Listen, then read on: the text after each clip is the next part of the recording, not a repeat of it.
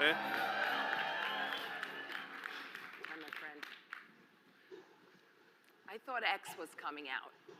He was, I had some extra questions for him. I think, yeah, he changed his mind. Well, thank you, Elon. It is such a treat and a special opportunity. Welcome to Possible. And while Greg was right. Hey, everyone. Okay, let's have a round of applause. Well, Greg was right. You really need no introduction. But in many ways today is your introduction to the advertising community, right? Hello, I think that's a round of applause. Hello.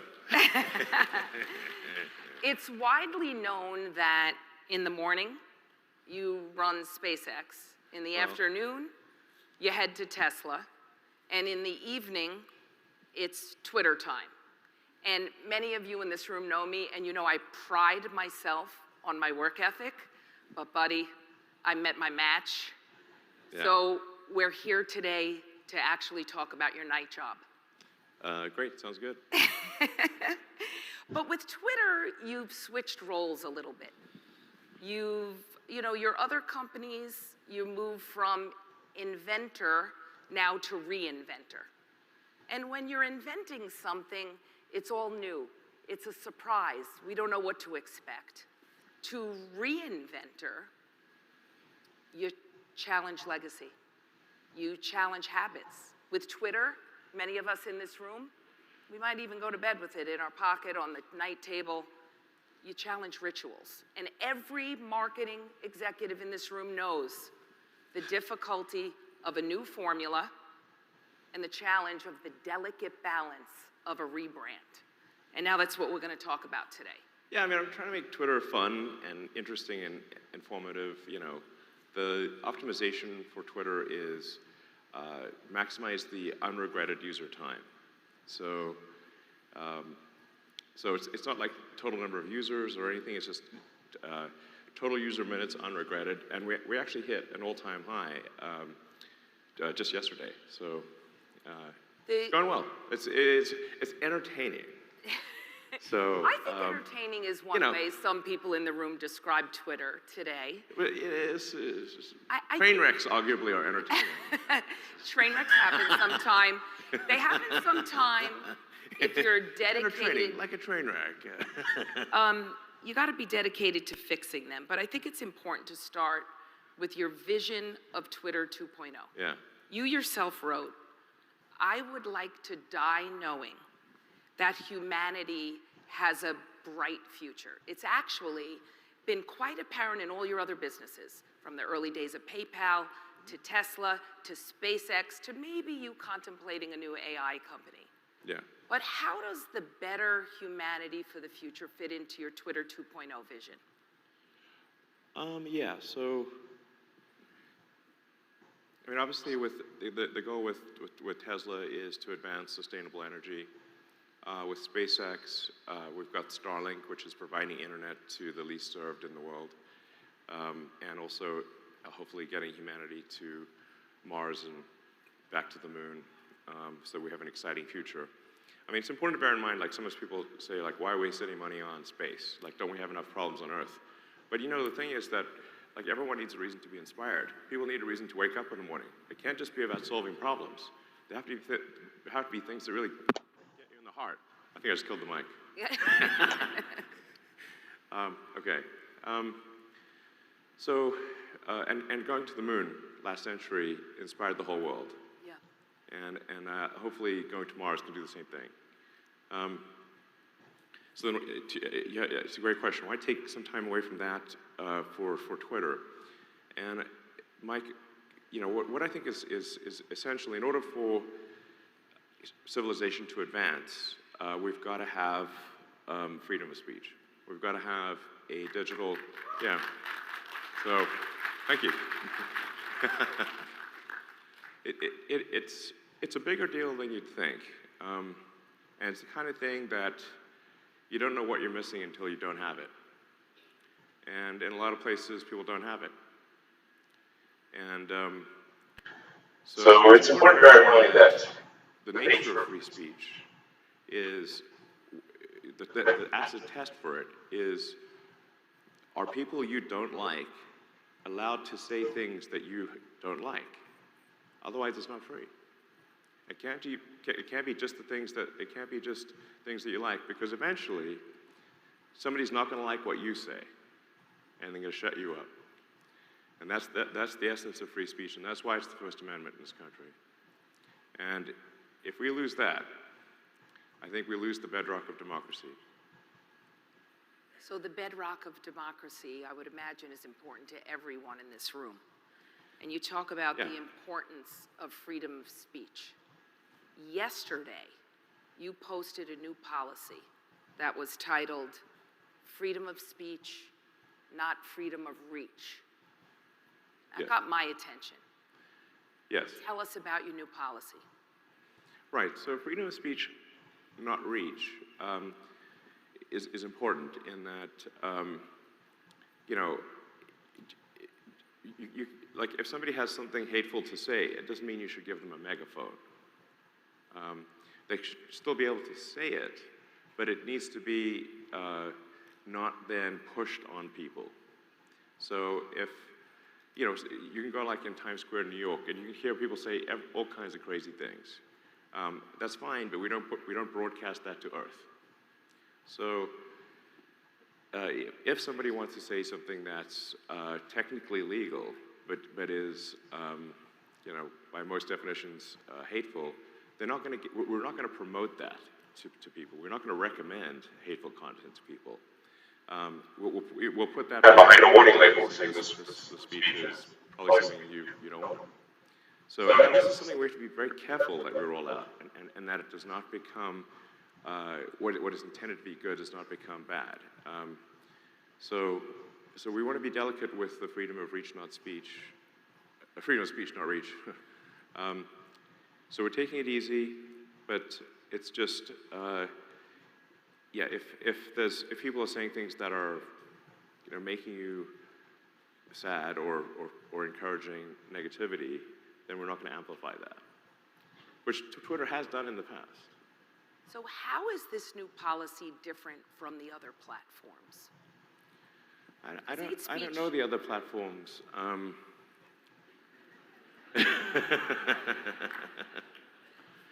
don't use them, so. That was not a softball question. I want to go on record.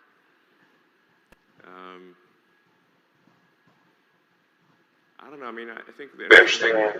Honestly, this is true before the acquisition of Twitter. I just didn't find the other platforms compelling, to be, just objectively. Okay, so let's get back to the new policy for a second, because again, freedom of speech doesn't mean freedom of reach. Yeah. What does it mean to the advertisers in this room? Have you de-risked the opportunity or chance of their campaigns landing in these awful, hateful places? Yeah, I think people may not be aware of this already, but we have adjacency controls in place that are really quite effective. We can you just literally turn on the adjacency control, and the ad will not appear next to anything that is remotely negative. Has that gotten better since you arrived? Yeah, we put a lot of effort into it. So I think there have been some mistakes that have been made where, in one case, somebody thought they were running a control. They first did a test campaign without the controls in place, and they got like 30% negativity. It's like that should never be done. You must put the controls in place because we have excess inventory on negativity. So the ad engine will naturally say, oh, I've got lots of spots where the negativity, so I'm going to give you a very high negativity. You must put the adjacency controls in place. If you do put the adjacency controls in place, negativity is going to be almost nothing. So this is a good early step of your impact since you got to Twitter, no? Yeah, absolutely. I mean, it's worth noting that, Apple is remained a major advertiser. Yeah. Disney has remained a major advertiser. They literally advertise children's shows Yeah. on Twitter, and they wouldn't do that if it was filled with hate speech. I want to get back to the labeling and this new policy. Who decides and how does it get decided that it's labeled? As what I think some people have talked about, if you've said it this way yourself, if it's awful but lawful, it's going to stay up, it just won't see sunlight, you won't Yes. amplify it. But who decides that labeling? Well, we have a set of words. And we open sourced the recommendation algorithm. We're also going to open source the words that are associated with the freedom of speech, not reach. And people can argue over the words. I think they're reasonably accurate. And like I said, it is working, or Disney would have pulled their ads a long time ago, and they haven't. So, yeah. But I think in order to really build trust, you have to have transparency. It can't be that here's this black box, something's happening in here, we won't tell you what it is, trust us. I think that's BS. If you want to trust something, you've got to know how it works. And so that's why we're open sourcing the algorithm. Now, open sourcing the algorithm is kind of embarrassing. People have found all sorts of things that were wrong and foolish and misguided with the algorithm. And we've actually fixed, I think at this point, over 100 issues with the algorithm. So it's actually been very helpful to open source it. And we're going to open source the entire thing. Basically, you should be able to recreate the probability of a tweet being recommended based on what we've open sourced. If you can't recreate it, then we haven't shown you everything. So it's really complete transparency, and I think that's the only path to trust. I don't think there's another path. So trust is probably one of the top 2 or 3 words that every marketing executive in this room would say is table stakes for any company that they invest in, any company that they can move forward with. You just talked about transparency, open sourcing.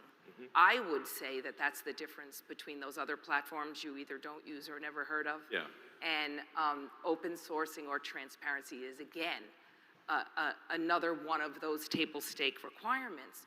But this labeling, this new policy, talking about if it's awful but not unlawful, does it apply to your tweets? Wow, listen to that. Yes, it does, actually. It does.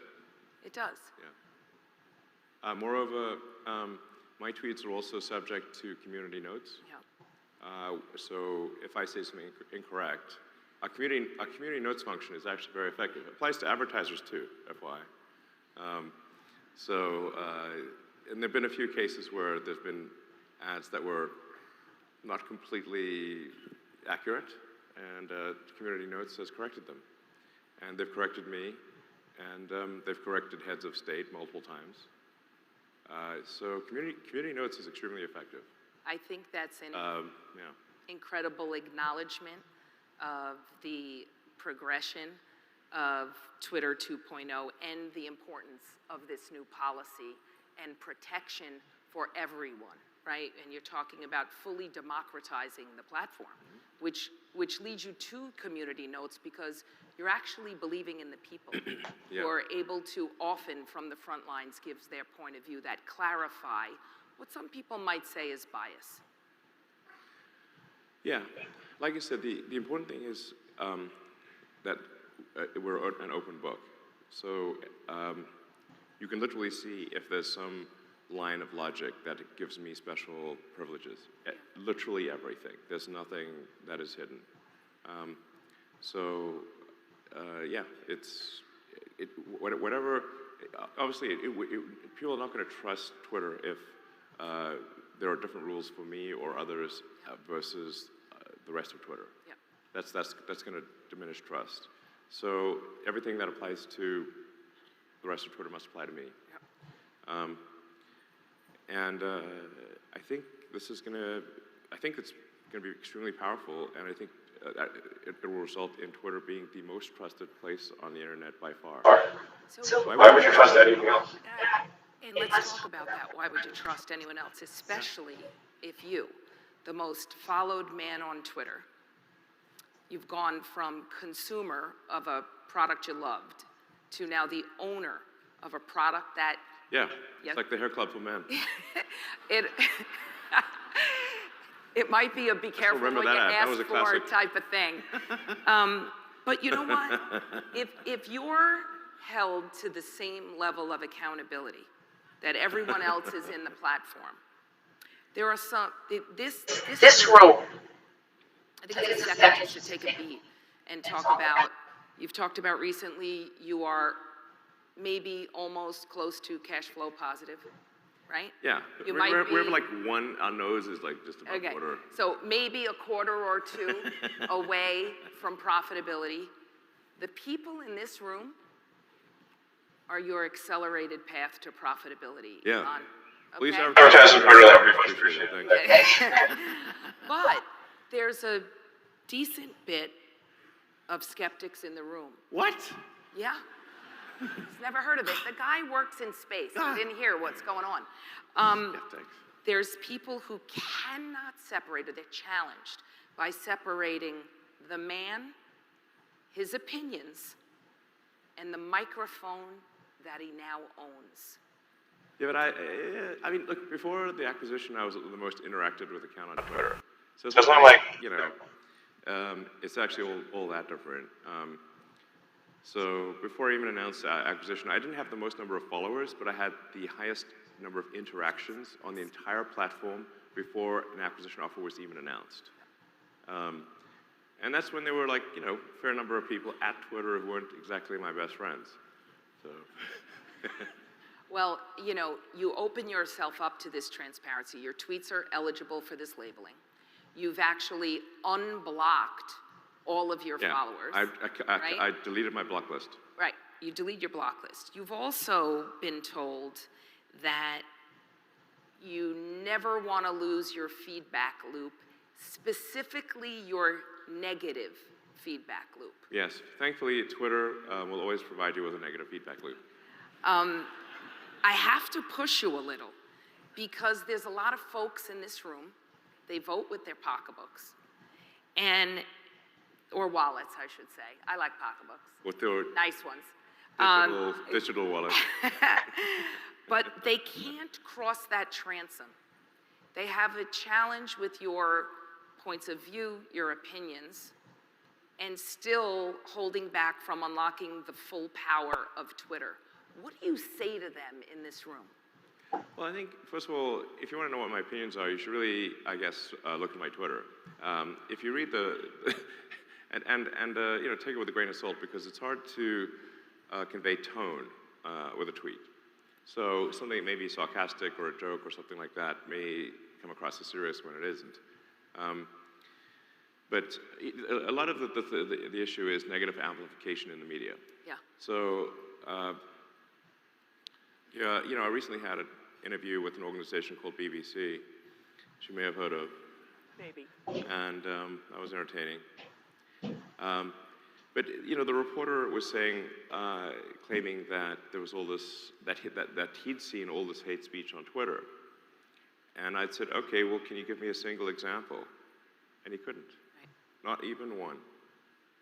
So then I say, like, okay, well, you know, if your personal experience on Twitter, that's how you should judge the platform, as opposed to what is represented in sort of the traditional media. And it's important to bear in mind, the traditional media is a competitor to Twitter. So they compete for your advertising dollars. They compete against Twitter for your advertising dollars. If it is possible for them to diminish Twitter and reduce the probability of advertising dollars going to Twitter, it's like, basically you shouldn't take a competitor's word for it. Yeah. Like it doesn't. But don't you think I am blameless. Most news organizations. Well, maybe a little. Okay. Most news organizations have a codependent relationship with Twitter, and I could speak on behalf of the industry, but I'll speak on behalf of my own company. we have a big partnership with your company, big distribution partnership. Are there days where I see some of your tweets and I say, I wish I could say, stop helping the situation? But should you be held to a different or a higher standard that you're the owner, but you also have the most followers, and a lot of people think you might be too provocative? No, I think the same standard should apply to me as applies to everyone on Twitter, just as it does on positive or negative. So what do you do? Same for everyone. Now the thing that a lot of traditional journalists don't like is they don't like being put on the same platform as the average citizen. They don't like their voice being the same. They're pretty mad about that. Yes, there are several news organizations who don't like your push for democratization and what they believe is the devaluing of the badges because they were differentiated. So is that just a moment That's in deliberate. time? Is that just a moment in time? No, that's deliberate. I think it's very important to elevate citizen journalism. I think it's very important to hear the voice of the people, the actual voice of the people, not the filtered voice of the people. And let the people choose the narrative, and let the people determine the truth, and not 5 editors-in-chiefs of major publications. Do you want to know what's really going on, or do you want their opinion? You know, it's a handful of people. I think we want to know the voice of the people, the true voice of the people.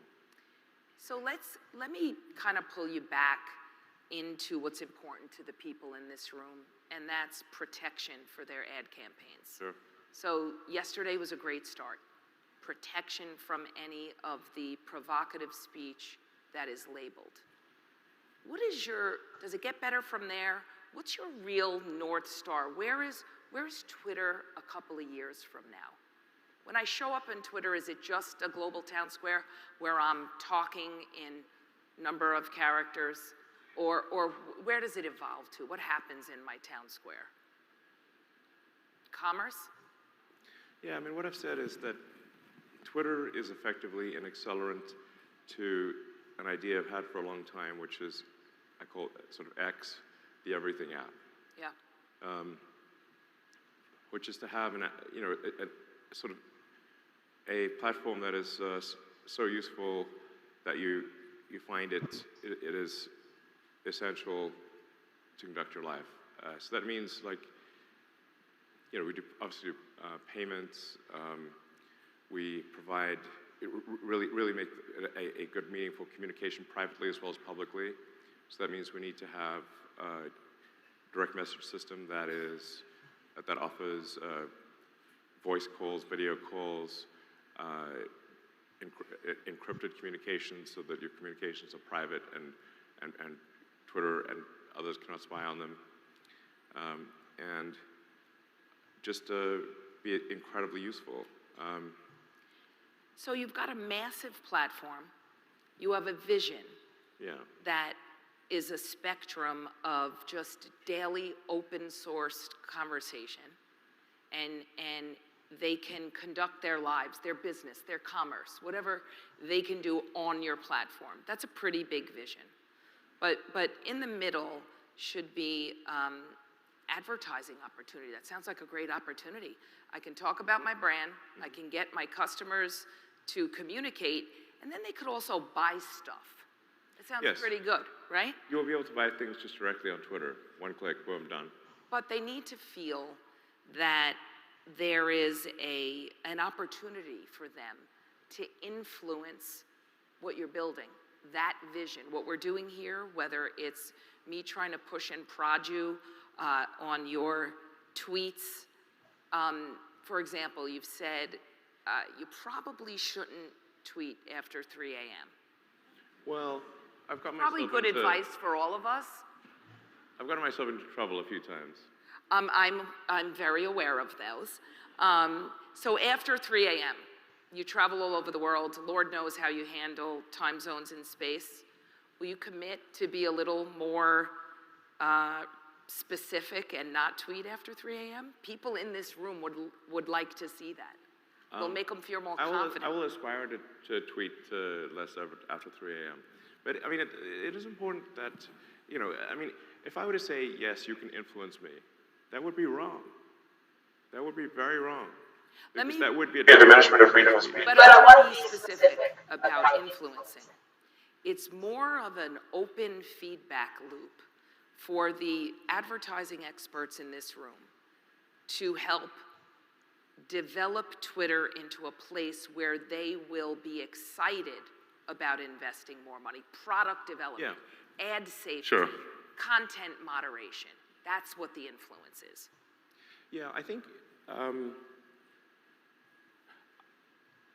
it's totally cool to say that you want to have your advertising appear in certain places in Twitter and not in other places.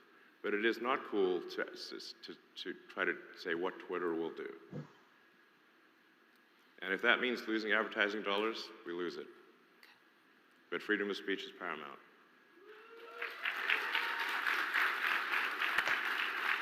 So, Twitter 1.0 had a very well-populated, much-loved influence council. I know I don't, I think we need to change the name. Elon does not want to be influenced. But it was really a recurring feedback loop from your key stakeholders, your advertisers, where they had recurring access or would have recurring access to you. Would you commit from this stage today to reinstate that council to be named later? Well, I don't think it should be influence council. And you have to say, I would be wary of that creating a backlash among the public, because if the public thinks that you know their views are being determined by you know a small number of CMOs in America, they will be like, I think, upset about that. But feedback, I think, is appropriate. And you know, at the end of the day, if somebody's spending money for their ad campaign, it needs to yield results for their organization, or it doesn't make sense. And you know that includes the sort of softer perception issues as well as the more direct, does it move the needle on sales? So you know, there's legitimate concerns that advertisers have that I want to hear, and we're going to move to live Q&A after the prepared questions, and perhaps you can ask some of those right here, because I think some of these things should be discussed in an open forum. You know, yeah. So I think having, you know, getting. I mean, the reason I'm here is to get feedback. That, you know, what is this but feedback? You know, and try to be asked questions. And we're trying to achieve here a sensible, you know, middle ground, or try to satisfy a range of things, which is how do we ensure that the public has their voice, even if you don't like the voice at times, but also that you're able to serve your brands and improve the perception of your brands and improve sales as well at the end of the day. I mean, I think there is, when advertising is relevant to users, and especially if the message is entertaining and interesting, it's content.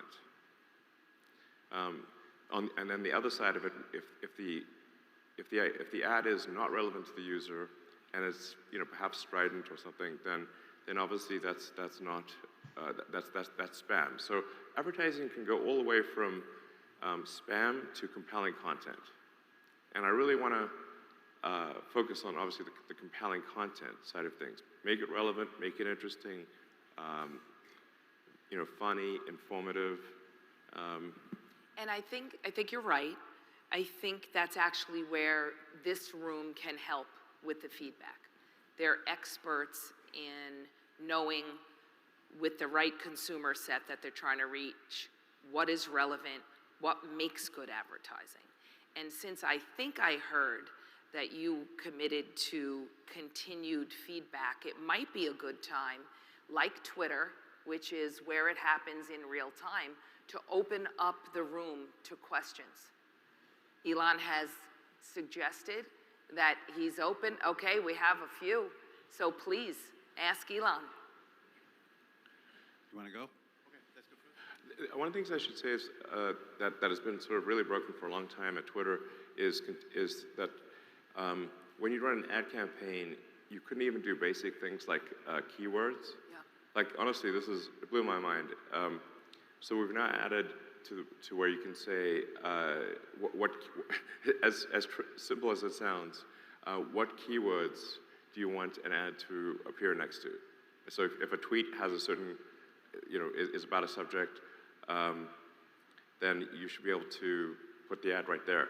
And I was talking to David Zaslav at one of, and he was literally saying, look, I just want to be able to put the trailer for White Lotus next to where people are talking about White Lotus. I was like, yeah, that is obviously a good thing to do. That is the right place to put the ad. And so, as mind-blowing as it is, Twitter did not have that functionality until recently, which is insane. But now it does. So, talking about listening to, key advertiser partners, listen to what David said, and we're doing it.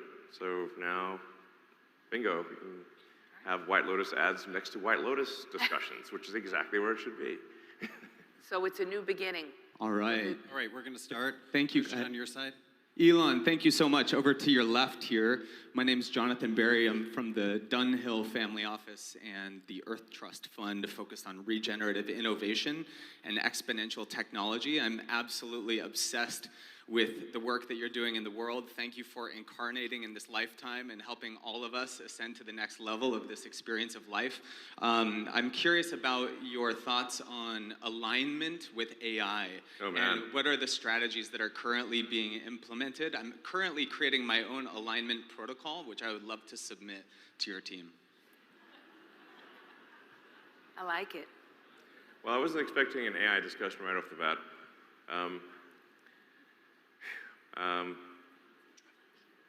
My brother and I have this rule that if we're at a party, we're not allowed to talk about either AI or the simulation, because otherwise the conversations go there so often. So I've been thinking about AI safety for a long time because I think this is a significant existential threat to humanity. The best thing I can come up with for AI safety is to make it a maximum truth-seeking AI, maximally curious. Have its optimization function be to understand the nature of the universe. If that is its optimization function, I think it will actually want to preserve and extend human civilization because we're just much more interesting than, say, an asteroid with nothing on it. So I think my intuition, my biological neural net suggests that a maximally curious AI is the safest AI. And a maximally truth-seeking AI is the safest AI. And if you try to, we have to be careful with the alignment stuff, or we have to, and I think we definitely don't want to teach an AI to lie, because that is a path to a dystopian future. The essence This is of 2001: A Space Odyssey. Was that the AI was basically told to lie. It was told to hide the fact that it was going to see the monolith, that it was taking the crew to the monolith. So it was both told to take the crew to the monolith, and the crew cannot know about the monolith. The conclusion the AI came to was kill the crew and take them to the monolith. So, so problem solved. So you want to be really careful about any kind of deception. And I think an AI, you want to program the AI to be as truthful as possible, even if that truth is not politically correct. So, thank you. Hey, Elon. Amazing to be here. My name is Martinez. I work in news media.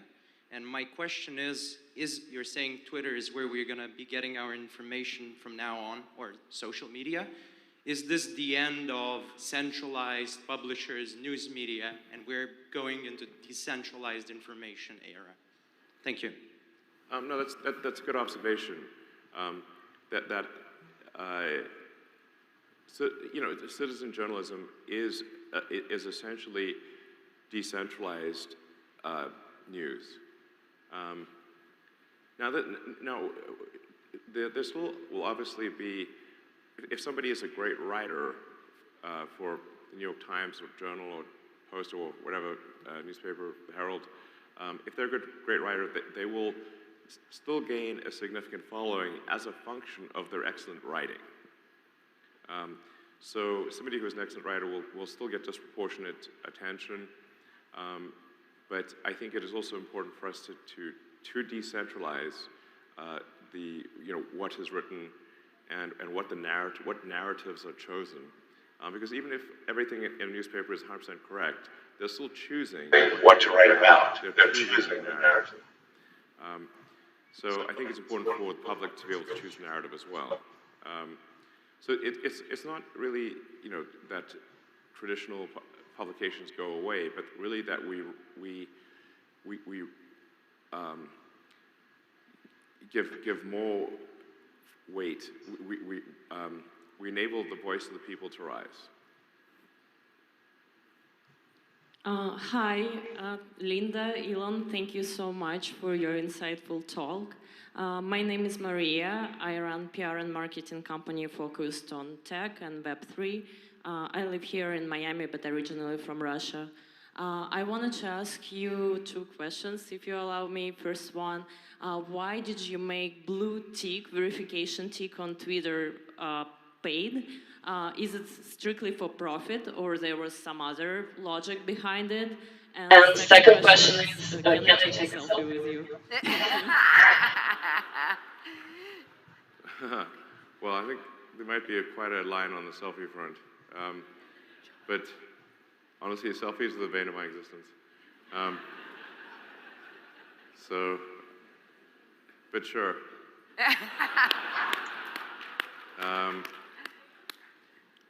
So no, the issue with the way that blue checks were handed out historically at Twitter was not always in a sensible way, or not always in a good way, and so and the same check was given out whether you were sort of a government official or a major company or a person. So there wasn't really any distinguishment between what does a blue check mean, and a lot of blue checks were, you could have been an intern at a small publication 10 years ago and you still have a blue check, and then a lot of them were for sale, and not for sale on the dark web. I'm talking about you could Google blue check for sale and buy a blue check. Anyone could. And there was some corruption within Twitter as well in terms of paying people at Twitter for blue checks that was not appropriate. So the question is, how do we clear all of that out? And how do we create, within reason, a level playing field so that, like I said, the average citizen can be a journalist, and that we really want to judge journalism. We want to judge stories based on the quality of the content, not the publication that is behind it. And there are some incredibly good individuals who maybe couldn't get a job at a major newspaper, but actually they're great writers and they're incredibly truthful and good. So it was really just to kind of level the playing field. And the thing about you can get one for like $7 a month if you do it on the web, which is, it's not a lot, but it gives us the added element of requiring a credit card and a phone number from a reputable carrier. And so this is I mean, we're going to get kind of technical here, but it's a necessary defense against bots. So today, with advanced AI, they can pass every kind of test for a human. So you can actually create, on one computer, 100,000 accounts. So then that all sound human and pass every human test. So how do you know which one's real? So effectively, by charging a small amount of money and requiring a credit card and a phone number, we increase the cost of a fake account by literally 1,000, if not 10,000. And so and my prediction is that any social media company that does not require a small amount of money and does not do verification will cease to be relevant. I mean, I can go to talk forever if you want. One more? One more. So it's not up to me. It's really up to you guys. I'm happy to talk longer if you want. Hi, my name is Carol Christ, and I had the great honor to serve as First Lady of Florida. And it's an incredible honor to be here with all of you and this beautiful conference. And this is an extraordinary panel and this discussion and the great work you do for humanity, our planet. And I'm just so impressed with everything you're doing at Twitter and how open you are with everything you're doing. I think it's a great service to our country and the world. And I really am very grateful to you for that. And it may be a little depressing, but we do have an election year coming up, and it's incredibly important. Well, not yet. This next year. Politics.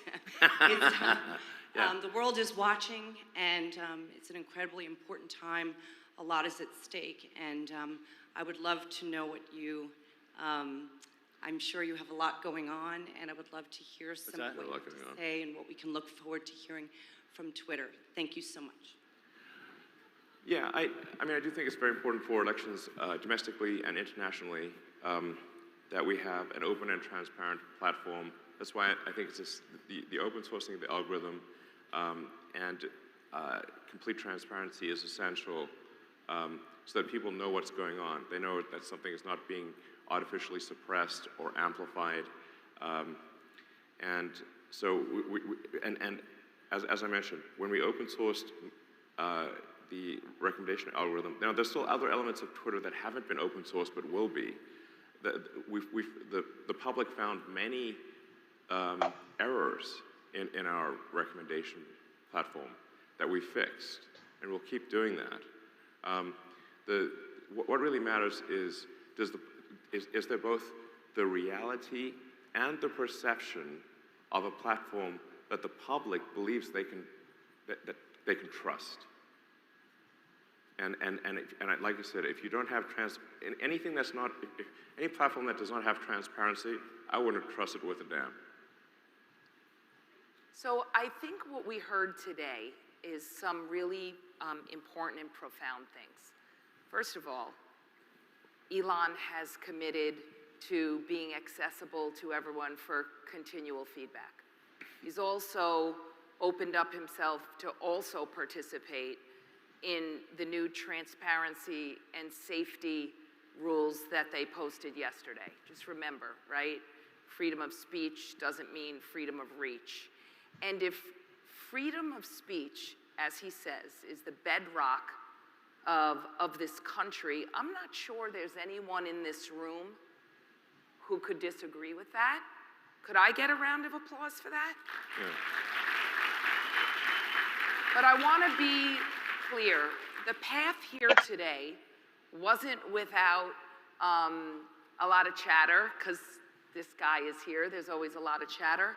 But I believe if this is a marketing conference for marketing executives that influence culture in this country, it is the responsibility of everybody in this room to offer a helping hand and to say, how can we help? How can we make it better? So I say we're open for solutions, and you got a man who's committed to try his best not to tweet after 3 a.m., but open to your feedback. And I'd like to really thank everyone who's spending their time here today. Thank you. Thank you.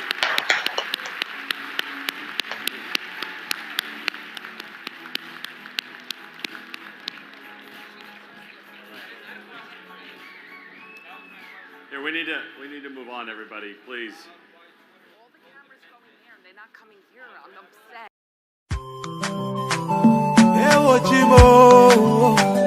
Mabaminda na usawidi gozo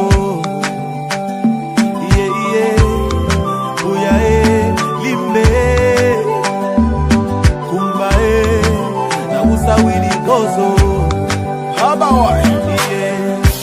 something is killing me slowly and I'm feeling so lonely, but this thing I must to talk All my people, they for bush, oh. And our children now they go for school, oh. But nobody fit to talk, oh. We get to plenty, so many things where we really want to complain to you. See these people where they kill us, now the people where they got for protect me, yeah. Our children they for prison, our leaders they for prison. Now they calling for dialogue. Now who and who go talk, oh.